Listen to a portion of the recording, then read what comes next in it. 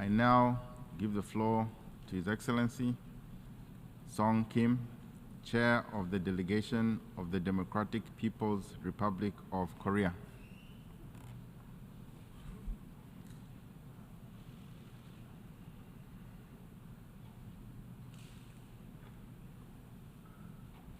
Your Excellency.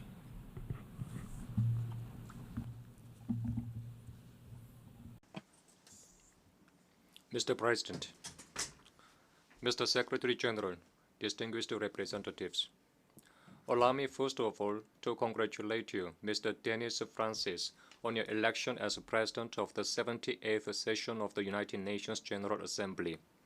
I am confident that your able stewardship will lead this session to an excellent fruition. I'd also like to appreciate Mr. Chaba Korosi, President of the 77th session of the UN General Assembly, for his active efforts devoted to ensure the success of the previous session. Mr. President, peace, prosperity, progress, and development are the main purposes of the foundation of the United Nations, and they remain an invariable desire of the humankind as ever. Thanks to the joint efforts of the international community, the global public health emergency is terminated. However, the world has yet to be freed from the socio-political instability incurred by the malignant pandemic crisis COVID-19. This year, disaster-prone abnormal climate such as El Niño caused extreme high temperature, drought, destructive forest fire, and heavy rains in many countries and regions around the world, resulting in enormous human and material losses.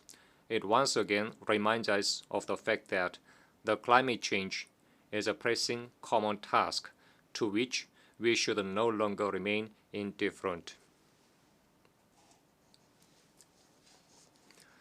To make matters worse, some UN member states are instigating confrontation between camps and bloc-forming in pursuance of hegemony and self-profit. Because of their prejudiced behavior, conflict and bloodshed among nations, forces, ethics, and religious sects continue unabated in the international arena.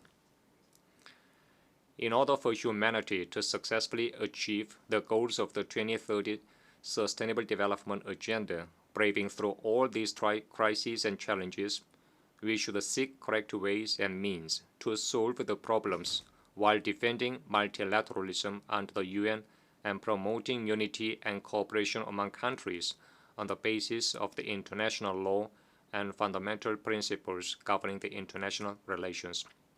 Mr. President, this year, the Democratic People's Republic of Korea created its 75th founding anniversary. Recollecting its 75-year history of the DPRK, which has firmly safeguarded the dignity and sovereignty of the country and nation, and has laid solid foundation for self-respect and prosperity, even in the face of manifold trials and challenges, our people are firmly convinced of its thriving future to be more powerful. Challenges and trials of various kinds faced by the world in recent years created innumerable hardships and difficulties for the DPRK as well. But the government of the DPRK achieved encouraging and progressive and proud successes one after another in all sectors, including economic construction and improvement of people's living standards, overcoming the difficulties on its initiative by positive efforts. As the malignant disease mutates into new variants with a high transmission and immunity evasion and continue to threaten the existence and development of humankind, it controls and manages the anti-epidemic situation in a stable manner, relying on scientific and transparent anti-epidemic policy and entire people's strong unity of voluntary action. It is also accelerating the building of the state anti-epidemic capacity to successfully counter any future health crisis in a proactive manner. It has put considerable efforts into developing all sectors of the country in a simultaneous and balanced way. Thus, all sectors of economic construction are showing clear growth trend and the agricultural sector opened up a prospect for increased stable production, even under the favorable weather conditions. Providing the people with affluent and civilized living conditions is the supreme principle that governs the activities of the Workers' Party of Korea and the DPRK government. Their people-first policy has ensured that ordinary workers are distributed with numerous modern dwelling houses free of charge this year too, as in the last year, and all children in nurseries and kindergartens are regularly given dairy products on a daily basis at the state expense by the well-established orderly system. The DPRK government has made dynamic efforts to cope with ever-worsening climate change and disaster-prone abnormal weather conditions. As a result, protection and improvement of the country's land and ecological environment are powerfully promoted on a nationwide scale, and the material and technical basis needed for building state resilience against disasters laid from the long-term perspective.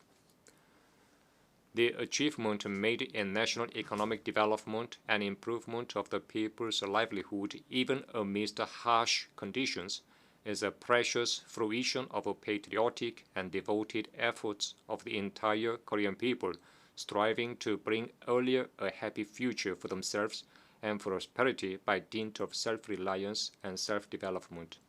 Mr. President, for the Korean people aspiring to a perfect and substantial attainment of the grand objectives for overall national prosperity, it is the first and foremost requirement for them today to defend the security environment and development interest of the state. However, high-handed and arbitrary practices of some member states have created an unpleasant situation on the Korean Peninsula this year that runs counter to the theme of the current session, oriented towards peace, prosperity, and progress for all. Owing to the reckless and continued hysteria of nuclear showdown on the part of the United States and its foreign forces, the year 2023 has been recorded as an extremely dangerous year, that the military security situation in and around the Korean Peninsula was driven closer to the brink of a nuclear war.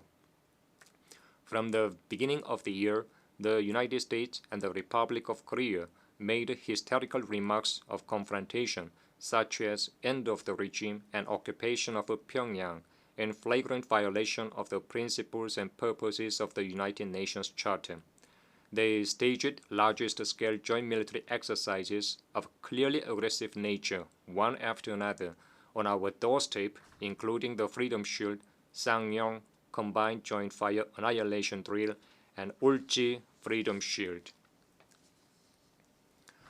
After fabricating the so-called Nuclear Consultative Group in April, committed to the planning, operation, and execution of a preemptive nuclear strike against the DPRK, the United States is now moving on to the practical stage of realizing its sinister intention to provoke a nuclear war by frequently dispatching strategic nuclear submarines and strategic nuclear bombers carrying nuclear weapons in and around the Korean Peninsula for the first time in decades. The formation of the tripartite military alliance among the United States, Japan, and the ROK has also put into practice its long-sought ambition for Asian version of NATO, thus introducing a new Cold War structure to Northeast Asia. Mr. President, the current dangerous situation on the Korean Peninsula is attributable to the United States in its attempt to realize its ambition for hegemony by all means, overestimating its powers. But due responsibility also lies with the incumbent ROK ruling forces that try to impose the scourge of nuclear war on the nation, obsessed with pro-US submission and fratricidal confrontation. Only a few days ago, at this very place, Yoon Suk-yeol unreasonably denounced our just and legitimate measures to enhance national defense capabilities, and even went further to make provocative remarks about the normal development of cooperative relations among our friendly neighbors. development of equal and reciprocal relations between and among independent sovereign states is not an issue for the ROK to interfere in, as it is no more than a colony of the United States. Ever since the current puppet government came to power, the whole area of the ROK turned literally into a military colony of the United States, powder keg of war and military outburst due to its psychophonic and humiliating policy of depending on outside forces, and the Korean Peninsula is in a hair-trigger situation with the imminent danger of a nuclear war outbreak. The reckless acts of the U.S. and its following forces are exerting irreversibly destructive impact on the regional political military situation and security structure as they drive the situation of the Korean Peninsula into actual armed conflict. Given the prevailing circumstances, the DPRK is urgently required to further accelerate the buildup of its self-defense capabilities to defend itself impregnably. It is only too natural that the more reckless military moves and provocations of the hostile forces are intensified, threatening the sovereignty and security interests of our state, the more our endeavors to enhance national defense capabilities would increase in direct proportion. The DPRK remains steadfast and unchanged in its determination to firmly defend the national sovereignty, security interests, and well-being of the people against the hostile threats from the outside. The U.S. and its following forces should look back on the consequences of their hostilities committed so far, tarnishing the image of our state and gravely infringing upon our sovereign security and fundamental interests, and make a right choice, judging what the end result would be. Mr. President, Comrade Kim Jong-un, President of the State of the Democratic People's Republic of Korea, said, "We should not tolerate the imperialist moves for aggression and war against sovereign nations. Instead, we should struggle to ward off the danger of war and defend global peace and security." Now, the United States is arbitrarily judging other countries by its unilateral hegemonic values, and it is imposing inter-camp confrontation upon them, creating deep division and conflict among states. As the U.S. is seeking political-military collusion on an unprecedented scale for alleged cementing alliance and reviving and expanding worldwide such aggressive military bloc as NATO, whose days are numbered, the world is now faced with the worst security crisis after the World War II.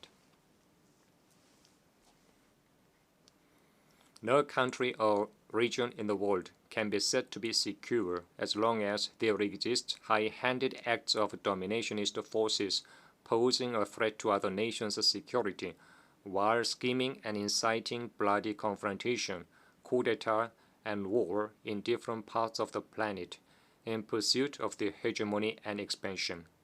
The current reality urgently demands the United Nations to strictly adhere to the principles of impartiality and objectivity and to fulfill responsibly its mission and role enshrined in the UN Charter in keeping with its mission to save the present and future of the humanity from the scourge of war and realize international justice.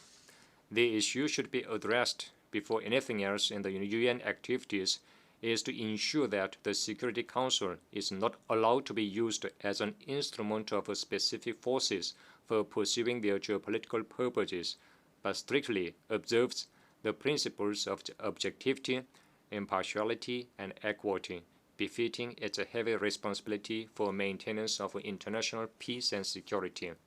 It was only a month ago when the UN Security Council disgracefully convened meetings to debate as separate agenda items the legitimate right to satellite launch and human rights issue of the DPRK, a full-fledged UN member state.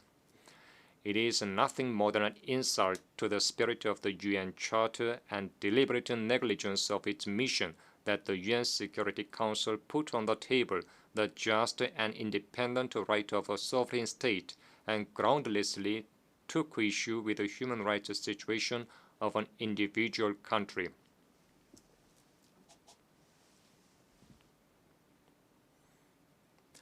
It has no relevance at all with its mandate of maintaining international peace and security.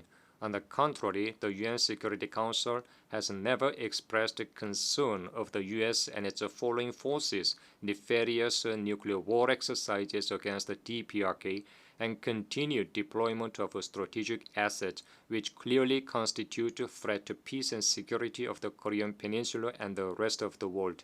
In defiance of strong protests and criticism of the international community, Japan discharging nuclear contaminated water into the ocean at long last, thus causing irrevocable damage to the safety of humanity and marine ecological environment.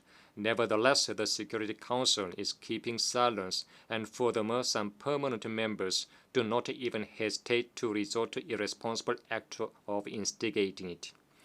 The failure of the Security Council to carry out its inherent duty and responsibility of defending global peace and security has its root cause in the unfair and double standard behavior of the United States and some UN member states obedient to it. If the Security Council does not observe the principles of sovereign equality and respect for sovereignty enshrined in the UN Charter, it will never live up to its reputation as representing the general will of the UN member states, and instead will only earn a shameful name of the inner room of the United States. In order to prevent the high-handedness and arbitrariness of specific forces, including the U.S. in the Security Council, it is essential to reform the West-led irrational structure of its membership, and to this end expand and strengthen the representation of developing countries which make up the absolute majority of the United Nations. The Security Council should also put an end to the acts of discrediting sovereign states, interfering in their domestic affairs, and fomenting confrontation and division by tabling issues detrimental to its mission and mandate. The delegation of the DPRK avails itself of this opportunity to extend full support to Cuba, keeping up the banner of socialism invariably in the face of the heinous sanctions and blockade and subversive scheme by the United States. We also strongly reject and condemn the U.S. economic, commercial, and financial blockade against Cuba, the decades-long economic genocide, and its designation as a state sponsor of terrorism, and demand their immediate withdrawal. At the same time, we call for immediate, complete, and unconditional withdrawal of all coercive and unjustifiable measures against Syria, Venezuela, Iran, and other independent countries. We also express our invariable support for and solidarity with the Palestinian people in their righteous cause to regain their legitimate national rights, including establishment of an independent state with East Quds as its capital. Mr. President, distinguished representatives, independence, peace, and friendship are the foreign policy ideals consistently maintained by the Democratic People's Republic of Korea. The DPRK will in the future too forge unity and cooperation with all countries and nations that aspire after independence and love justice, while opposing and rejecting aggression, intervention, domination, and subordination, regardless of differences in ideals and systems. We will also expand and develop diversified exchanges and cooperation with the capitalist countries as well that respect our country and are friendly to us. Thank you.